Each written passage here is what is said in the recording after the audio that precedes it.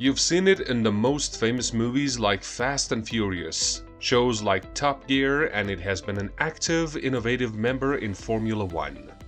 What is it? That's right, McLaren. The British have come up with some prestigious luxury brands, and this car company is one of them. Besides its phenomenal performance as an automobile manufacturer, McLaren is a bold presence in the world of racing. In fact, unlike many other car companies, you can't talk about the best and most popular race cars or racing events without mentioning the name of a McLaren car. So, what has made McLaren the giant that it is today? What steps were taken for the company to be one of the legends in the industry and the world? Stay tuned to learn about the history and major moments of McLaren Automotives. Born in 1937, Bruce Leslie McLaren was a race car designer and driver originally from New Zealand. Growing up in Auckland, he was interested in cars and racing from a very young age. Part of that is definitely due to the fact that he was born to Les McLaren, his father, who was a motorcycle race fan but switched to cars after an injury. Besides racing in clubs, Les McLaren had a car workshop and did automobile services. His son, Bruce, spent every chance he could get learning about car parts and different types of automobiles from his father, becoming more and more passionate by the days. In 1953, when he was only 14, Bruce entered his first car racing competition, which was a hill climb. Back then, his father restored an Austin car produced in the UK for his son to use, though his real car race was not until 2 years later. This time, he switched to a 410 car. As Bruce moved further up as a racing professional, his father did his best to improve the cars he used. Formula 2 was the car he eventually used to win second place in the New Zealand Grand Prix in 1958. During that race, the race organizers saw lots of potential in McLaren and his abilities, and decided to invite him to a year-round experience with the best drivers in the world. They called the program Driver to Europe, and it was a great opportunity for New Zealand-based racers. Later, McLaren was invited to the German Grand Prix, where F1 and F2 cars raced together. He came in 5th place and first in F2 cars as one of the best drivers in the world. This was a monumental achievement, considering his short career.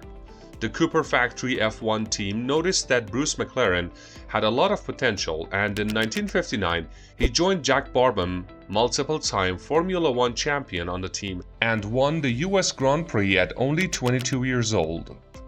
For more than 40 years, McLaren held the record for the youngest winner in the race's history.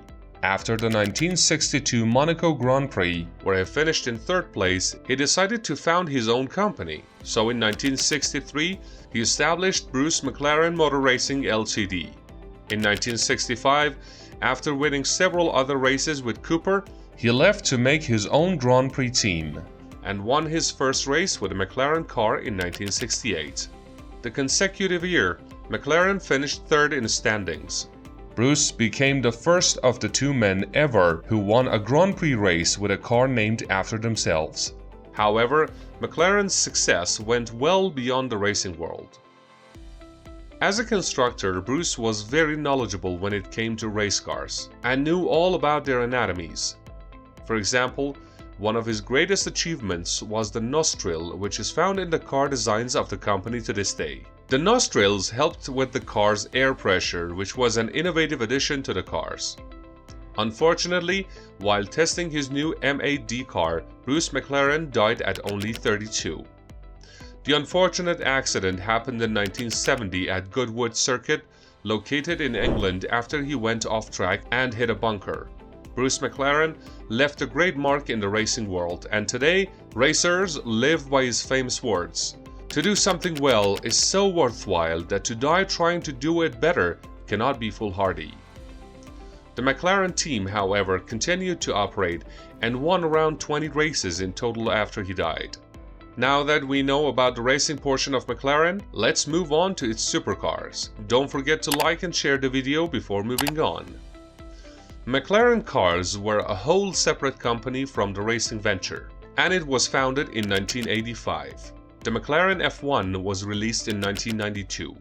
However, from 1994 to 2010, the company did not have any operations.